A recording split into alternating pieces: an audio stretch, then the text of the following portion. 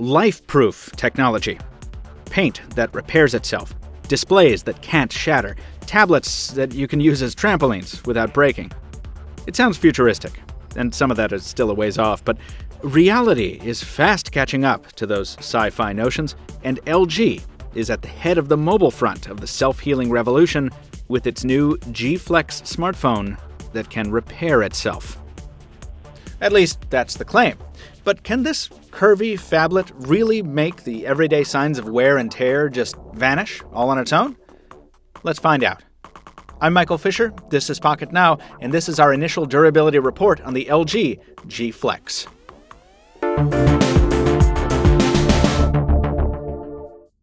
We'd like to mention up front that this G Flex review unit comes to us from Negri Electronics. If you want one of the world's only curved smartphones, do what we did. Head over to negrielectronics.com and pick one up for yourself. The G Flex's resilient reputation is made up of two parts, and the first is its ability to self-repair scratches made on the glossy back cover within minutes. We'll have more information on just how that coating works in our full review coming soon. Make sure to follow us at all the usual online public houses so you don't miss it when it lands. We've been using the G Flex for 7 days, and already the backplate exhibits some fine hairline scratches. Nothing you'd be able to see unless you were looking for it, but that doesn't actually comfort us too much, because you'd think that a phone billed as self-healing would have no trouble sealing up tiny scratches like these. But they've been here for a few days, and they don't look like they're going anywhere anytime soon. Still, we wanted to test fresh damage, so we loaded up an array of objects the typical person might carry in a pocket. From car keys, to coin change, to earphones, to breath mints. We threw in a USB drive, and a hairpin, and even a cigarette lighter for you smokers out there. We tossed all that into a pocket, followed by the G Flex, back first, of course, and took a walk around town. On our Constitutional, we tried to maximize the phone's contact with the sharp objects. We switched pockets periodically to capture motion at different points on the body, and we changed up our gait from time to time. We went up the stairs and down the stairs. A lot. We even did a couple sprints down the sidewalk in the manner of a harried commuter trying to catch a bus. And then, just for good measure, we dumped everything into a zippered pocket and gave it a good shake-up. Because, apparently, we're sadists. What we found in terms of damage wasn't actually much, at first. The diagonal pattern under the phone's glossy coating does a good job at covering up minor scratches until you really pour some light on it. We took the unit outside briefly to get a good look at the corner scratches, then brought it into a 75-degree Fahrenheit room to allow it to heal. When we returned the phone to the testing table, the sun had moved, but the scratches had not. It could be that the phone just needs more time, but given our experience with the hairline mark from earlier, we're doubtful these scratches will ever heal. Still, those marks were pretty minor, so we put the device in a few more harrowing but common situations for a smartphone. We put it down on a sugar-covered countertop at our local coffee shop, accidentally grinding a few granules to dust on the phone as we brushed it away. We carelessly tossed it into a car a few times, subjecting it to the rough and dirty fabric of the footwell mat. And yes, we did that thing all drivers have done to their phones at least once, the dreaded "forgot it was in my lap" maneuver. That really hurt. After all that, another sunlight pass shows us a much more significant damage pattern. Now, no one should reasonably expect some of these deeper gouges to come out. Despite all the Terminator jokes, the G Flex is not a T1000, and LG even says so in its own promo video. But we did hope some of the finer scratches might vanish, as they did within minutes in LG's bronze brush test. Yet, even after another half hour in the warm air, our test unit was still pretty well scored. We really wanted to see a scratch heal itself, though. So, sticking with an item we might reasonably find in a pocket, we took a common American penny, 1973, if you're wondering, and rubbed a clean spot on the Flex's back for a few seconds at light to medium pressure, giving us a nice and visible but still fairly shallow damage pattern. We also rubbed the same penny slightly harder in an adjacent zone so we could compare the effects of different depths.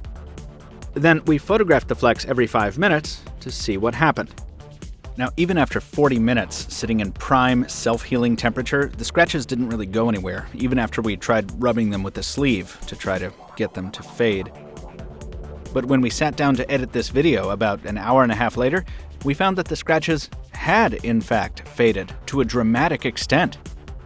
We're not sure if we have a rise in the room's temperature or just the passage of time to thank, but the G-Flex is indeed capable of self-repairing minor, shallow scratches. Unfortunately, though, as you can see from the rest of the device, it's not likely to cover up the dings and scrapes that most of us encounter when carrying a naked smartphone. The other big part of this phone's durability push is the flexibility that gives the device its name. It conforms nicely to the posterior when placed in a back pocket, and so you can sit on it without too much fear of trouble outside the occasional butt dial. More importantly, the Flex is resistant to bending the other way. Because, heaven knows, we all sit where we shouldn't sometimes, and that means sometimes we sit on our phones. Now, we didn't like doing this, but we did it anyway, for science. As you can see, the Flex is aptly named. Even after multiple sittings by a pretty bulky dude on unyielding wood on a cold winter day, the phone has no trouble taking the stress in stride. It flexes under weight and springs right back once that weight is removed. No part of the device shows any ill effects, aside from some expected scratches on the front panel. And 2 small deformations on the display, which are only visible when the screen is off. We're not sure if these came from something within the phone, or instead were a result of some nails on the porch. We'll ask LG about it when we get a chance. So where does this leave us? Well, in terms of the scratch test, we certainly weren't as lucky as LG was in its own promo video. That's because we didn't test the device in lab conditions with a bronze brush. But then again, most consumers won't be doing that either. While it is really impressive to watch a certain type of scratch disappear before your eyes, we were able to come up with many types of scratches, not all of them deep, that don't respond as well to LG's magic paint job. On the flip side, though, the phone had no trouble standing up to the bends. For a curved smartphone to take the full weight of an average human male and then spring right back to shape with no cracks or creaks is, to say the least, very impressive and very reassuring. So while the G-Flex is probably just as prone as most smartphones to scratches and surface damage, the flexibility of its durable, curved design still puts it a step ahead of the competition for all you folks out there who don't necessarily look before you sit.